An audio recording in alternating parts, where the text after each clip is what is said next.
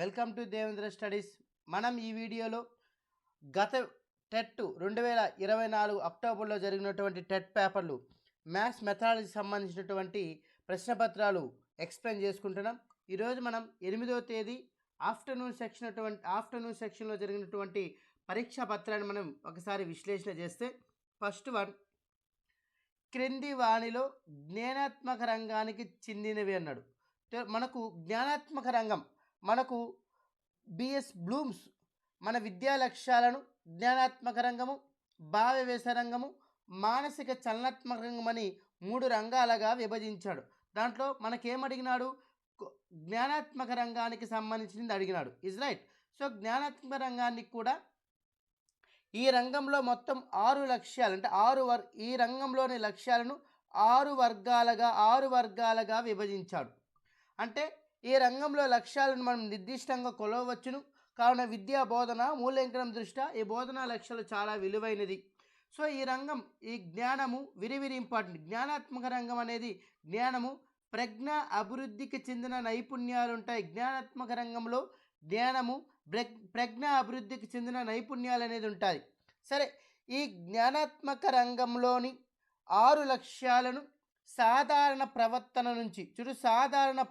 నుంచి సంక్లిష్ట ప్రవర్తన వైపుగా కింద నుంచి పైకు సోపాన క్రమాన్ని అనుసరిస్తాయి. మొత్తం 6 లక్ష్యాలుగా విభజించాడు. దాంట్లో మొదటిది జ్ఞానము, 1 జ్ఞానం నాలెడ్జ్, 1 జ్ఞానము, 2 అవగాహన లేదా అవబోధము, 3 వినియోగము, 4 విశ్లేషణ, 5 సంశ్లేషణ, 6 మూల్యాంకనం. సో ఈ 6 లక్ష్యాలు ఈ 6 వర్గాలుగా విభజించడం జరిగింది. సో మనకు పరీక్షలో మనకు అడిగినటువంటి ప్రశ్న ఏంటి? క్రింది వానిలో జ్ఞానాత్మక రంగానికి చెందినవి. ఎస్, అవబోధం అన్న అవగాహన రెండవది, వినియోగం కూడా ఉంది, విశ్లేషణ. గణించుట, సాధించుట అనేది మనకు జ్ఞానాత్మక రంగానికి చెందవు. సో 3 అంటే ఏబిసి మాత్రమే చెందుతుంది. ఏబిసి చూడండి, నీకు 6 కూడా ఇచ్చాను. వీటినన్నిటిని వన్స్ అగైన్ మనం క్లాస్లో ఏ విధంగా బోధించుకుంటామో అన్ని వీడియోలు కూడా మనం మన ఛానల్లో మనం ఎక్స్ప్లెయిన్ చేసే ప్రయత్నం చేద్దాం. జస్ట్ ఇక్కడ మనకు ప్రశ్న, ఈ సిరీస్ ఏంటి? మనకు ప్రశ్నాపత్రం టెక్స్ట్ బుక్లో ఉందా లేదా? సో మనం ట్రై మెథడ్ చదవాలన్నా విడివిడి మెథడ్ చదవాలనేది మనకు ఈ సిరీస్, అంటే మనకు ప్రశ్నాపత్రం ఎక్స్ప్లెనేషన్ అనేది ముఖ్యంగా మనకు ఆ ఉద్దేశంతో మనం చేస్తున్నాం. చూడు, టెక్స్ట్ బుక్లో క్లియర్ కట్గా ఉంది. నెక్స్ట్ వన్, గణిత వివేచన అనేది ఒక ప్రయోజకరమైన ఆలోచన, గణిత పరిశీలనలు, భావనలు, సాధారణీకరణము ద్వారా గణిత వివేచన ఏర్పడుతుంది అని తెలియజేసింది ఎవరంటే ఎన్సిటిఎం, జాతీయ గణిత ఉపాధ్యాయ సంఘం చెప్పింది. అది కూడా మన టెక్స్ట్ బుక్లో ఉంది, సెకండ్ ఇయర్ బుక్లో చూడు. జాతీయ గణిత ఉపాధ్యాయ సంఘం, national council of teachers of mathematics వాళ్ళు ఏమన్నారంటే, వాళ్ళ ప్రకారము గణిత వివేచన అనేది ఒక ప్రయోజనకరమైన ఆలోచన, గణిత పరిశీలనలు, భావనలు, సాధారణీకరణం ద్వారా గణిత వివేచనం ఏర్పడుతుందని చెప్పింది ఎవరంటే జాతీయ గణిత ఉపాధ్యాయ సంఘం. అది ఉందా? అది సెకండ్ ఇయర్ టెక్స్ట్ బుక్లో క్లియర్ కట్గా ఉంది, చూసారా?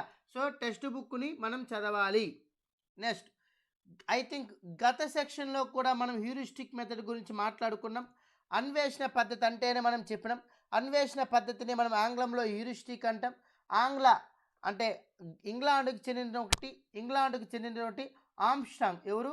ఆమ్స్ట్రాంగ్ అనే రసాయన ఆచార్యుడు మనకు హ్యూరిస్టిక్ మెథడ్, అన్వేషణ పద్ధతిని కనుక్కున్నాడు. అన్వేషణ పద్ధతిని ఆంగ్లంలో హ్యూరిస్టిక్ మెథడ్ అంటాం. హ్యూరిస్కో అనే పదం నుండి వచ్చింది. హ్యూరిస్కో అంటే నేను కనుగొన్నానని అర్థం. సరే, రైట్. చూడు, అన్వేషణ అంటేనే వెతికి కనుక్కోవటం, నేను కనుక్కున్నాను. ఈ పద్ధతిలో విద్యార్థి అన్వేషకుడుగా మారుతాడు. అంటే తనంతట తానుగా విషయాన్ని తెలుసుకుంటాడు. ఈ క్రమంలో ఉపాధ్యాయుడు అతడికి మార్గదర్శకుడుగా ఉంటాడు. ప్రశ్నలు, సూచనల ద్వారా విద్యార్థికి అవసరమైన సలహాలు ఇస్తాడు.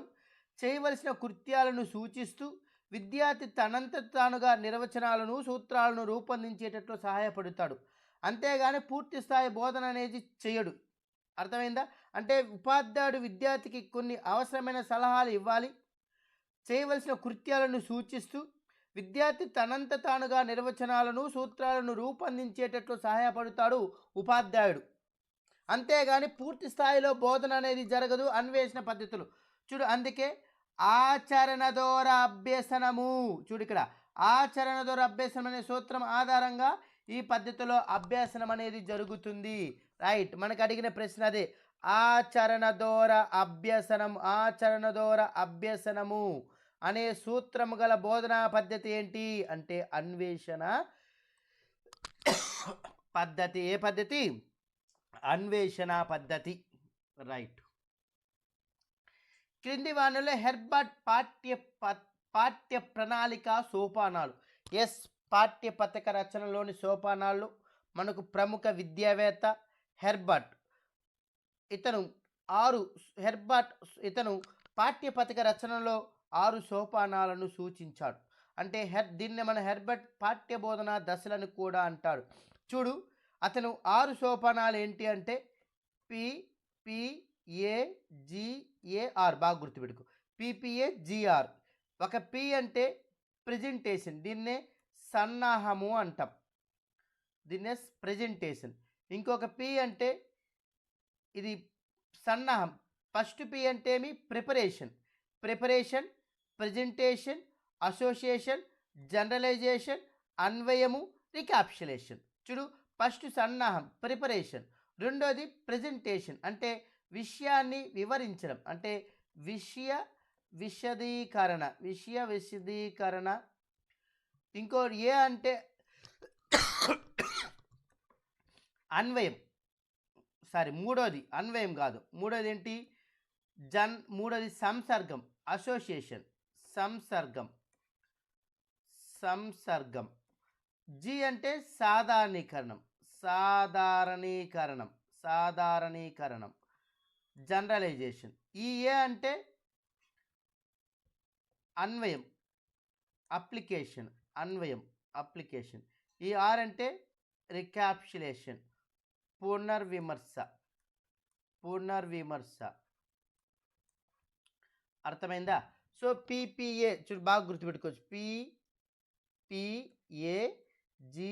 PPAGAR, preparation, presentation, association, generalisation, application, recapitulation. So Herbert సోపానాలు అంటేనే PPAGAR అని రావాలి మనకి, గుర్తుపెట్టుకో. రైట్, వాడు అడిగాడు, సన్నాహం ఉంది, ప్రక్రియ లేదు, సంసర్గం ఉంది, వ్యక్తపరచడం లేదు, అన్వయం ఉంది. అంటే ఏ ఉంది, ఏ మన ఆన్సర్, అంటే దీంట్లో ఏ లేదు, ఇది మన ఆన్సర్ కాదు, ఇది మన ఆన్సర్ కాదు. బాగా చూడు, బి లేదు, బి ఉన్నదాన్ని తప్పు కొట్టే. చూడు, రెండితోనే మనకు ఆన్సర్ అనేది ఐడెంటిఫై చేయొచ్చు. అంటే ACE, సన్నాహము, సంసర్గము, అన్వయం 3 కూడా మనకు హెర్బర్ట్ పాఠ్య ప్రణాళికలో సోపానాలు. రైట్. నిర్మాణాత్మక మదింపులో ప్రాజెక్ట్ పనుల కొరకు కేటాయించిన మార్కులు శాతము. బాగా గుర్తుపెట్టు, మార్కులు కాదు అడిగింది, మార్కుల శాతము. దానికంట ప్రాజెక్ట్ పనులు ఉన్న చూడు, 10 మార్కులు అంటే ఎంత శాతము? 20%. మార్కులైతే 10, 20%. అంటే నిర్మాణాత్మక మూల్యాంకనాన్ని మనం 4 భాగాలుగా విభజించాం. పిల్లల భాగస్వామ్యము, ప్రతిస్పందనకు 10 మార్కులు. రాత పనులు అంటే మనకు డైరీ వర్క్స్ కావచ్చు, నోట్ పుస్తకాలు కావచ్చు, చిన్న అసైన్మెంట్లు పిల్లలకి ఇచ్చినట్టు అన్నీ కూడా మనకు రాత పనుల్లో వస్తాయి. ప్రాజెక్ట్ పనులకు 10, లఘు పరీక్షలు స్లిప్ టెస్ట్కు 20. శాతం పరంగా ఇది 50 మార్కులను తీస్తాం. శాతం అంటే 100 కాబట్టి ఉన్నదాన్ని ఏం చేస్తాం? శాతం అయితే మార్కులని తెలుసుకొని మార్కుల్ని డబుల్ చేస్తే నీకు శాతం వచ్చేస్తుంది. బాగా గుర్తుపెట్టుకో, ఎందుకంటే మనం 50 మార్కులకు నిర్వహిస్తున్నాం ఫార్మేటివ్ పరీక్ష. Is clear? Right. So project పనులు చూడు, వాడు మనల్ని ఎంత చూడు, మార్కులు అంటే 10, వాడు మార్కుల శాతం అన్నాడు, అది ఎంత శాతం? 20%. అర్థమైంది అనుకుంటా. కాబట్టి 20% సెకండు, శాతం ప్రకారం 20, మార్కులు అయితే 10. కృత్యా పద్ధతి ప్రకారం ఆటలాడడం. చూడు ఎంత క్లియర్ కట్గా మనకు కృత్యా పద్ధతి అంటే ఏమిటని సెకండరీలో ఆటలాడడం, మాట్లాడడం, కొలవడం. ఇది ఐ థింక్ ఈ ఈ ఏరియా నుంచి దాదాపు 3 బిట్లు దాకా వచ్చినాయి అనుకుంటా ఈ కృత్యా పద్ధతి నుంచి. ఇది ఆల్రెడీ మనం చెప్పుకున్నాం. కృత్యా పద్ధతిలో ఆటలాడడం, మాట్లాడడం, కొలవడం అనేది దానికి సంబంధించింది భౌతిక పరమైనది. కృత్యా పద్ధతి ప్రకారం ఆటలాడడం అనేది భౌతిక అంశము. అదే బౌద్ధిక పరమైనవైతే వర్గీకరించడము, ఆలోచించడము, విశ్లేషించడం అవుతుంది. సాంకేతిక పరమైనవైతే అబాకస్తో లెక్కించడము, స్కేలుతో కొలవడము.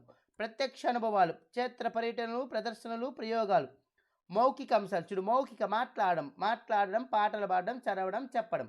మౌఖికేతర బొమ్మలు వేయడం, రాయడం, నాట్యం చేయడం. ఇవన్నీ కూడా మనకు కృత్యా పద్ధతికి సంబంధించినటువంటి అంశాలు. This the most important. Right, ఇంతవరకు మనం 8వ తేదీ ఆఫ్టర్నూన్ సెక్షన్ చూసాం. ఇప్పుడు 9వ తేదీ మార్నింగ్ సెక్షన్ బిట్లు కూడా ఒకసారి చూసే ప్రయత్నం చేద్దాం. ప్రకల్పన పద్ధతికి సంబంధించినటువంటి బిట్ అడిగాడు. ప్రాజెక్ట్ పద్ధతి. ఉత్తమ ప్రాజెక్ట్ లక్షణాలు. గుడ్ ప్రాజెక్ట్ చూడు, సెకండరీలో క్లియర్గా ఉంది.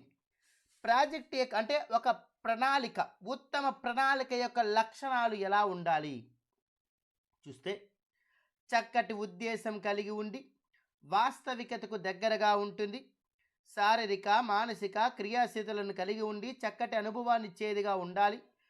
ఆ ప్రాజెక్ట్ అనేది ప్రయోజనకారిగా ఉంటూ విద్యార్థులకు సమయము వ్యయాన్ని ఆదా చేస్తూ ఉండాలి. విద్యార్థి వ్యక్తిగతంగాను జట్టుగాను మొత్తము తరగతి ఒకటిగా చేస్తుంది. ఊహాత్మక ఆలోచన సృజనాత్మకతను పెంపొందింపజేస్తుంది. విషయ కేంద్రంగా ఉండి అదనపు అంశాలతో సమన్వయపరిచి జ్ఞానాన్ని విస్తృతపరచడానికి అవకాశం ఇచ్చేదిగా ఉండాలి. నేర్చుకున్న జ్ఞానము నైపుణ్యాలను నిజ జీవితంలో అన్వయింపజేసేదిగా ఉండాలి. అంతేగాని నేర్చుకున్న ప్రాజెక్టు దానికి ఉపయోగపడితే దాన్ని ఉత్తమ ప్రాజెక్ట్ మనం చెప్పలేము. అదేవిధంగా ఆ ప్రాజెక్ట్ అనేది లక్ష్యాధారంగా ఉండాలి, ప్రణాళికబద్ధంగా కూడా ఉంటుంది. సో ఇవన్నీ కూడా మనకు ఉత్తమ ప్రాజెక్ట్ యొక్క లక్షణాలు. చూడు, అవి ఉన్నాయో లేదో చూద్దాం. చక్కటి ఉద్దేశం కలిగి వాస్తవికతకు దగ్గరగా ఉంటుంది. Is right. అంతేగాని వాస్తవికతకు దూరంగా ఉంటే అది ఉత్తమ ప్రాజెక్ట్ యొక్క లక్షణము కాదు. అంటే చక్కటి ఉద్దేశం కలిగి ఉండాలి, వాస్తవికతకు దగ్గరగా ఉంటుంది. ఇది రైట్. చూడు, ఫస్ట్ పాయింట్ ఉందా? ఎస్ ఉంది. ఊహాత్మక ఆలోచన సృజనాత్మకను పెంపొందించి విద్యార్థుల్లో ఆ ప్రాజెక్ట్ చేస్తే విద్యార్థుల ఊహాత్మక ఆలోచన పెంపొందించాలి, సృజనాత్మకతను కూడా పెంపొందిస్తుంది. ఉందా? ఎస్ ఉంది. చూడు, ఇక్కడ ఉంది పాయింట్. టెక్స్ట్ బుక్లో ఎలా ఉందో అలాగే ఇచ్చినాడు. సో ఫస్ట్ పాయింట్ అలాగే ఇచ్చినాడు. Is right. మూడోది, ప్రయోజనకారిగా ఉంటూ విద్యార్థుల సమయము ప్రయత్నాలను ఆదా చేస్తుంది. Is right. చూడు, ఇక్కడ ప్రయోజనకారిగా ఉంటూ విద్యార్థుల సమయము వ్యయాలను ఆదా చేస్తుంది. ఇదొకటి పాయింట్, ఇదొక పాయింట్, 3 పాయింట్లు కూడా ఉంది. కాబట్టి ఏబిసి అనేది మనకు ఆన్సరు అవుతుంది. రైట్. గణితం అంటే పరిమాణ శాస్త్రము అని నిర్వచించిన వారు. అంటే ఫస్ట్ ఇయర్ టెక్స్ట్ బుక్లో ఉంది నిర్వచనాలు. మొత్తం మనకు ఫస్ట్ ఇయర్ టెక్స్ట్ బుక్లో ఉన్నటువంటి నిర్వచనాలు చూడు. గణితం అంటే పరిమాణ శాస్త్రము అని చెప్పింది అరిస్టాటిల్. గణితం అంటే పరిమాణ శాస్త్రం అని చెప్పింది ఎవరు? అరిస్టాటిల్. ఇంకొక 2 డెఫినేషన్ చూడు. గణితం అంటే పరోక్ష మాపనం చెప్పింది ఆగస్ట్ కోమ్టే. గణితం అంటే అవసరమైన నిజ నిర్ధారణ రాబట్టే శాస్త్రము అని చెప్పింది Benjamin Peirce. Mathematics is the science that draws conclusions అని చెప్పింది బెంజమిన్ పియర్సన్. గణితం అంటే వివిధ వస్తువులను ఒకే పేరుతో సూచించే కళ అని చెప్పింది హెన్రీ పయంకర్. హేతువాదంలో మానవుని మేధస్సును స్థిరపడే మార్గమే గణితము చెప్పింది లాక్. చూడు, మేధస్సు స్థిరపడే మార్గమే లాక్. హెన్రీ పయంకర్. గణితం అంటే వివిధ వస్తువులను ఒకే పేరుతో సూచించే కళనే హెన్రీ పయంకర్ చెప్పాడు. గణితం అంటే అవసరమైన నిర్ధారణను రాబట్టే శాస్త్రమే అని చెప్పింది బెంజమిన్ పియర్స్. ఈ 5 నిర్వచనాలు కూడా మనకు ఫస్ట్ ఇయర్ టెక్స్ట్ బుక్లో ఉంది. మనకి ఇచ్చినటువంటి ఫస్ట్ డెఫినేషనే మనకు పరీక్షలో ఇవ్వడం జరిగింది. ఏమని? గణితం అంటే పరిమాణ శాస్త్రం అని నిర్వచించింది ఎవరు? అరిస్టాటిల్. రైట్.